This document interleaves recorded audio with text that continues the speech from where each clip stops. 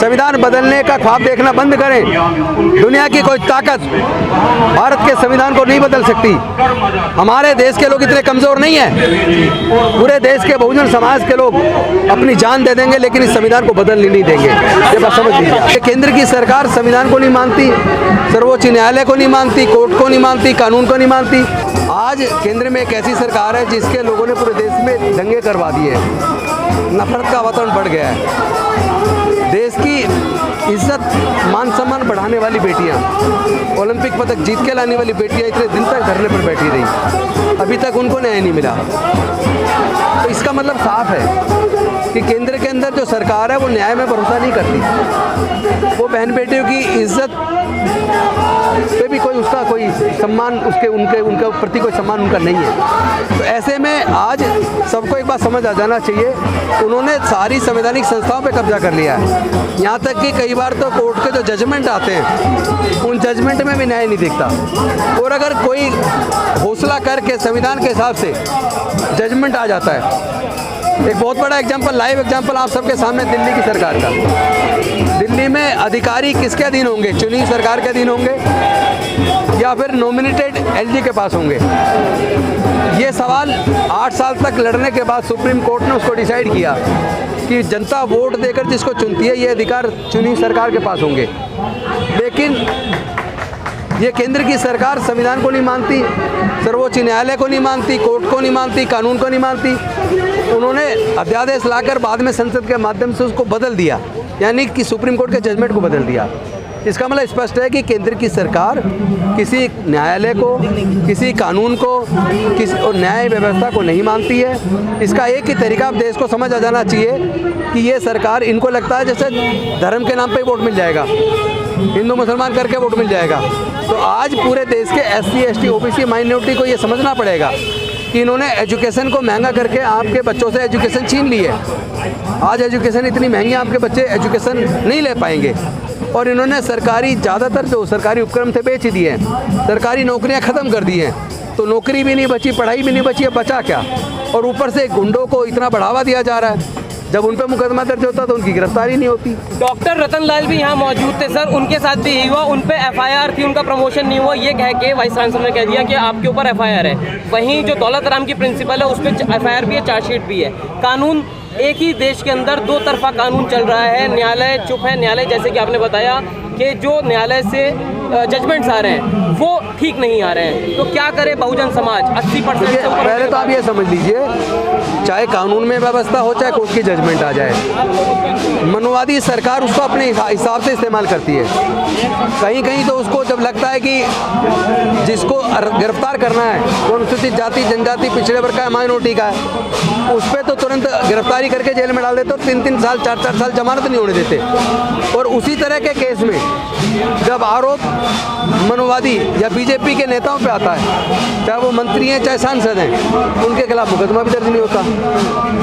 तो ये एक सीधी सी बात है कि हमें तय करना पड़ेगा 2024 में ये सरकार जो सोच रही है हिंदू मुसलमान करवा के चुनाव जीत लेगी, ये सरकार जो सोच रही है कि ये धर्म के नाम पे लोगों को अंधा करके चुनाव जीत लेगी, या ये जो अयोध्या में मंदिर बनाने के नाम पे जीत लेगी, तो मैं अपने बहुजन समाज के लोगों से, SC, ST, OBC माइनॉरिटी के लोगों को समझाना चाहता हूँ, ये बताना चाहता हूँ कि इस बार आप तय कर लीजिए, जहाँ जहाँ धार्मिक जुलूस निकलते हैं उसमें जो तलवारें लहराई जाती हैं, उसमें वहाँ जो जिन बच्चों का इस्तेमाल होता है वो SC, ST के बच्चे होते हैं, OBC के बच्चे होते हैं। तो अगर SC, ST, OBC समाज को तय करना पड़ेगा, आपके साथ अन्याय करने वाले लोगों के जुलूसों में आप अपने युवा बच्चों को ना जाने दें, आप अपने बच्चों का दंगों में इस्तेमाल ना होने दें।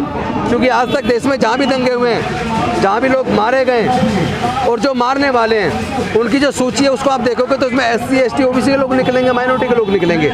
या तो वो मारे गए या मारने में गिरफ्तार हुए और फिर कोर्ट लड़ने में उनकी पूरी ज़मीनें बिक गई, बर्बाद हो गए।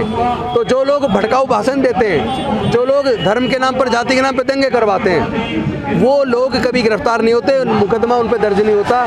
ना कहीं आपको पुजारियों के बच्चे दंगे मिलेंगे, ना अफसरों के बच्चे दंगे में मिलेंगे, ना नेताओं के बच्चे दंगे में मिलेंगे, ना ना ना पूंजीपतियों के बच्चे मिलेंगे, इंटरनेशनल के बच्चे नहीं मिलेंगे, व्यापारियों के बच्चे नहीं मिलेंगे। तो वो तो पैसा कमा रहे हैं, वो देश के सारे संस्थानों पर कब्जा करके बैठे हैं, जज भी उनके परिवार के बन रहे हैं। तो अगर आपको इस लड़ाई को जीतना न्याय चाहिए तो मांगने से तो मिलेगा नहीं। सीधा तरीका, आप अपने बच्चों का दंगों में इस्तेमाल मत होने दो, आप अपने बच्चों को धार्मिक जुलूसों में मत जाने दो, आप अपने बच्चों को कावड़ लेने मत जाने दो, आप अपने बच्चों को पढ़ाई पे ध्यान दो, अपने रोजगार पे, अपनी नौकरी पे, अपने व्यापार पे ध्यान दो, अपने आप को आगे बढ़ने पे ध्यान दो। अगर आप धर्म के नाम पर अंधे होकर ऐसे कामों में उलझे रहेंगे जिसमें आपके बच्चे दंगों में शामिल होंगे तो समझ लीजिएगा आपके बच्चों का भविष्य बर्बाद है और आपका उत्पीड़न ऐसे होता रहेगा, आपको कभी न्याय नहीं मिलेगा। देश की सारी यूनिवर्सिटीज़ के अंदर, चूंकि वहाँ कोई एग्जाम तो होता नहीं है, सारे के सारे selection assistant professor, associate professor और प्रोफेसर के केवल आरएसएस के लोगों के हो रहे हैं। रिकॉर्ड उठा के चेक कर लीजिए। लेकिन समाज अभी भी सो रहा है, अब थोड़ा जगने लगा है और वो डर बीजेपी के चेहरे पर नजर आता है, वो डर देश के प्रधानमंत्री के चेहरे पर नजर आता है। उनको पता लग गया 2024 में उनकी हार तय है। तो आप ये तो मत कहिए बहुजन समाज सोया हुआ है, ये कहिए अब थोड़ा सा जागने लगा है और आधा भी जिस दिन जाग गया उस दिन उनको जीरो पे ला देंगे, जीरो पे। मतलब आपके तहत जो है सर ये 2024 ये एक रामबाण है बहुजन को अगर बचना होगा तो। देखिए पहले तो आप ये समझिए नीतियाँ बनाता कौन है? सरकार बनाती है। हम आंदोलन कर सकते हैं रोड पे, सरकार से मांग कर सकते हैं, सरकार का विरोध कर सकते हैं, सरकार की गर्दन पकड़ सकते हैं, लेकिन ऐसे लोगों को जो जुल्म करते हैं उनको अगर जेल में डालना है तो हमको सत्ता में आना पड़ेगा। जिनको शोषण किया जा रहा है, जिनको नौकरी से निकाला जा रहा है, जिनको चार्जशीट किया जा रहा है, जिनकी प्रमोशन रोकी जा रही है, इसको तो सत्ता ही बचाएगी। तो हमें अब जब पता है कि सत्ता से ही रास्ते निकलने हैं तो हमें सारे बहुजन समाज को एकजुट होकर सत्ता पे ही कब्जा कर लेना चाहिए। संविधान बदलने की बात हो रही है, क्या लगता है 2024 की जो है लड़ाई बहुत महत्वपूर्ण हो जाती है? ये सपना भारतीय जनता पार्टी देखना बंद कर दे, संविधान बदलने का ख्वाब देखना बंद करें। दुनिया की कोई ताकत भारत के संविधान को नहीं बदल सकती। हमारे देश के लोग इतने कमजोर नहीं हैं, पूरे देश के बहुजन समाज के लोग अपनी जान दे देंगे लेकिन इस संविधान को बदलने नहीं देंगे। ये बात समझ लीजिए। दिल्ली पुलिस का ये रोल है कि आने वाले समय में उस पुलिस अधिकारी को, जिन अधिकारियों को कंप्लेंट की गई, जिन्होंने कार्रवाई नहीं की गई, सेक्शन 4 SC/ST एट्रोसिटीज एक्ट के अंदर उनको भी सजा होगी। ये मैं आपको बता दे रहा हूँ। सर बिट्टू बजरंगी अरेस्ट कर लिया गया, नो में आज शांति है, लेकिन वहाँ पर ऐसा लग रहा है DSP और बीजेपी सरकार की आपसी जंग है। नूरा कुश्ती है, नूरा कुश्ती है। जो लोग सभा में तय करवाते तुम्हें रैली निकालनी है और वही लोग सत्ता में वहाँ कहते हैं मत निकालो।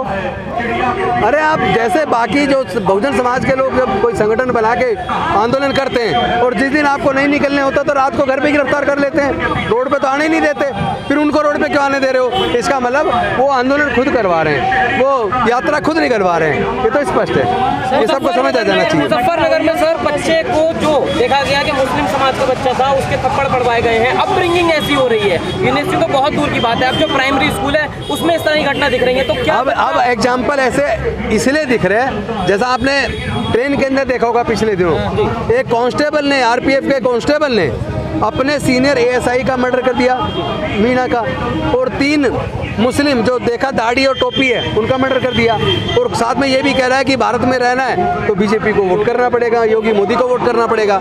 यानी इन्होंने जहर इतना ज़्यादा फैला दिया है कि वो जहर केवल समाज के बीच में नहीं है, अब तो आर्मी और पुलिस में, प्रशासन में, न्यायालयों में, हर जगह उन्होंने जहर फैला दिया है। एक जज कोर्ट का कहता है एक रेप के केस में जिसमें एक दलित महिला के साथ बलात्कार हुआ, वो कहता है कि ब्राह्मण तो बलात्कार कर ही नहीं सकता, अपर कास्ट का आदमी स्वर्ण वो तो दलित के साथ बलात्कार कर ही नहीं सकता, छूके पवित्र हो जाएगा। मतलब जज ऐसे कह रहा है तो फिर न्याय कहाँ होगा? सर देखिए किससे न्याय की उम्मीद कर रहे हो आप लोग? आपको ये लड़ाई अपनी मजबूती के साथ SC/ST OBC को एकजुट होकर लड़नी पड़ेगी।